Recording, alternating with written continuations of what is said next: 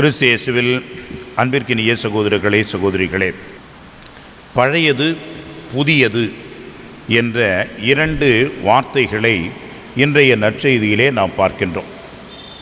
இது வெறும் வார்த்தைகள் அல்ல, மாறாக இதனுடைய ஆழமான அர்த்தம் நாம் புரிந்து கொண்டோம் என்று சொன்னால் இதில் இருக்கின்ற நற்செய்தியை நாம் சரிவர எடுத்துக்கொள்ள முடியும். பழையது என்று சொன்னால் ஒருவேளை அது பழைய ஏற்பாடாக நாம் எடுத்துக்கொள்ளலாம், புதியது என்று நாம் புதிய ஏற்பாடாக எடுத்துக்கொள்ளலாம். எனவே பழைய ஏற்பாடு புதிய ஏற்பாடு என்ற அந்த கண்ணோட்டத்திலே பழையது புதியது என்று நாம் சற்று பொருள் கொள்வோம் என்றால் இதனுடைய ஆழமான அர்த்தத்தை நாம் புரிந்து கொள்ள முடியும். அடிப்படையில் இரண்டும் மிக முக்கியம். அங்கே இருக்கக்கூடிய பொருளும் முக்கியம், அந்த பொருளை வைத்திருக்கின்ற பைகளும் முக்கியம். தோற்பைகள் என்று இங்கே சொல்லப்படுகிறது. காரணம், அந்த காலத்தில் மட்டுமல்ல, இந்த காலத்திலேயும் கூட இந்த திராட்சை பழ ரசத்தை எப்படி காலம் காலமாக அவர்கள் பத்திரப்படுத்தி வைக்கின்றார்கள் என்பதை இந்த திராட்சை ரசம் தயாரிக்கின்ற இடங்களிலெல்லாம் நாம் பார்க்க முடிகிறது. ஒரு முறை பிரான்ஸ் நாட்டிலே ஒரு பெரிய உயரமான ஒரு இடத்திலே ஒரு மாதாவினுடைய கோவில் இருக்கிறது. அதை திருத்தலம் என்று சொல்ல மாட்டார்கள், ஆனால் அது அதிகமான மக்கள் அங்கே சென்று ஜெபிக்கின்ற ஒரு நிலையை பார்க்கின்றோம். ஆனால் போக முடியாத ஒரு சூழலையும் பார்க்கின்றோம். அந்த இடத்தினுடைய பெயர் நோத்ரதாம் தி நேஷ் என்று சொல்கின்றார்கள்.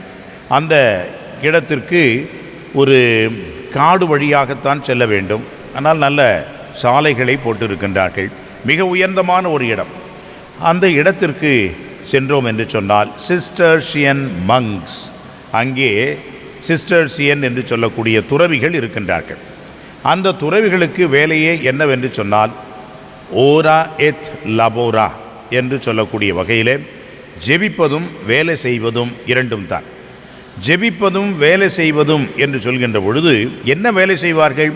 அங்கே நூற்றுக்கணக்கான ஏக்கர் அளவிலே அவர்களுக்கு மிகப்பெரிய திராட்சை தோட்டம் என்பது அங்கே இருக்கிறது. அந்த திராட்சை தோட்டத்திலே அவர்கள் வேலை செய்கிறார்கள், கடுமையாக உழைக்கிறார்கள்.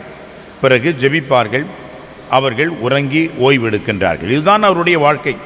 மக்களோடு எந்த ஒரு தொடர்பும் இல்லாத ஒரு நிலையிலே அவர்களுக்குள்ளேயே அந்த உறவை வளர்த்து கொண்டு தங்களுக்கென்று அர்ப்பணித்து கொண்டு வாழ்கின்றார்கள்.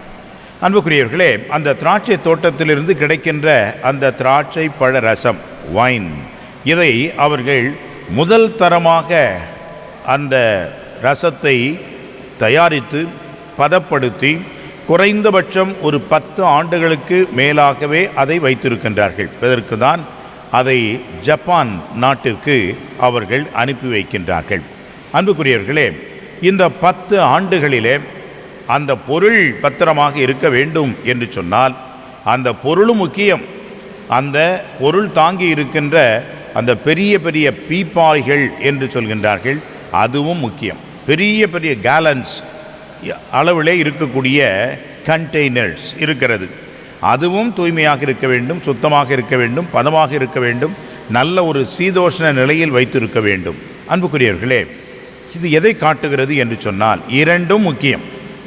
எதன் அடிப்படையிலே எந்து இருக்கிறது என்பதை நாம் பார்க்கின்ற பொழுது இந்த பொருள் அடிப்படையில் தான் உள்ளே இருக்கின்ற அந்த திராட்சை மது அல்லது பழ ரசம் என்பது கெடாமல் இருக்க முடியும். இல்லாவிட்டால் அது வீணாக போய்விடும். ஒருவேளை அதை தாங்கி இருக்கின்ற அந்த குடுவை வீணாமல் போகாமல் இருக்கலாம், ஆனால் அது சரியில்லை என்று சொன்னால் உள்ளே இருக்கின்ற பொருள் ஒன்றுமில்லாமல் போய்விடும். ஒரு முறை அவர்களே சொன்னார்கள், அவ்வாறு எடுத்து செல்கின்ற பொழுது ஜப்பான் நாட்டிற்கு அவர்கள் எடுத்து செல்கின்றார்கள், பெரிய பெரிய கப்பல்களிலே அனுப்பி வைக்கின்றார்கள். அவ்வாறு அனுப்புகின்ற பொழுது அதில் ஏதோ ஒரு குறை ஏற்பட்டு விட்டது. ஏறக்குறைய 100 பெரிய பீப்பாய்கள் என்பது அப்படியே தூக்கி கடலிலே போட்டு விட்டார்களாம். மிகப்பெரிய ஒரு இழப்பு, மிகப்பெரிய ஒரு நஷ்டம். அன்புக்குரியவர்களே, இதையெல்லாம் எதை காட்டுகிறது என்று சொன்னால் பழையது புதியது என்ற வகையிலே, அந்த பழையது என்று சொல்லக்கூடிய வகையிலே எப்பொழுதுமே அந்த கலன்கள் பழையதாக இருக்கும். புதியது என்பது அதில் ஊற்றப்படுகின்ற அந்த திராட்சை பழ ரசம் இருக்கிறது.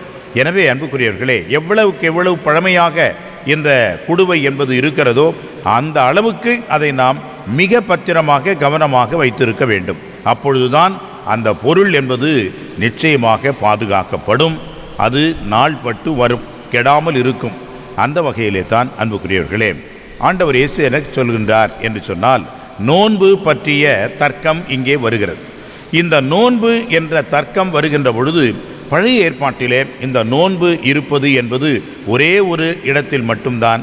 அவர்களுடைய பாவ மன்னிப்பு பெறுகின்ற அந்த காலகட்டத்தில் தான் நோன்பு இருக்க வேண்டும் என்று ஒரு நியதி இருக்கிறது. அது எல்லோருக்கும் பொருத்தமாக இருக்கிறது.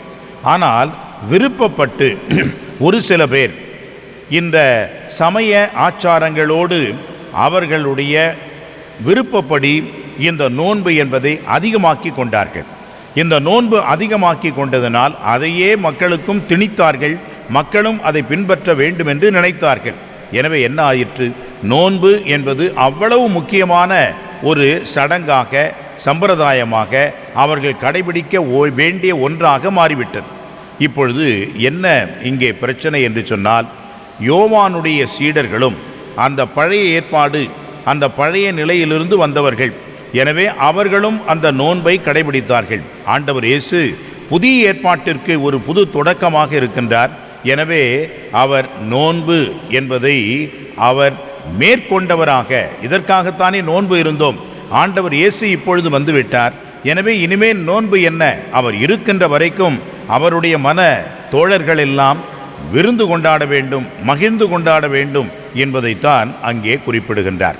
எனவே அன்புக்குரியவர்களே, பழைய அந்த சிந்தனையோடு நாம் புதிய ஒரு நிலையை அணுகுவோம் என்றால் நிச்சயமாக நாம் புதிய ஒரு வாழ்வு முறையை புரிந்து கொள்ளவே முடியாது. புதிய சிந்தனையிலே பழையதை நாம் அணுகுவோம் என்றால் அது எல்லாம் நமக்கு தலைகீழாகத்தான் தெரியும், புரியாமல் தான் இருக்கும். எனவே இரண்டும் நமக்கு தேவைப்படுகிறது.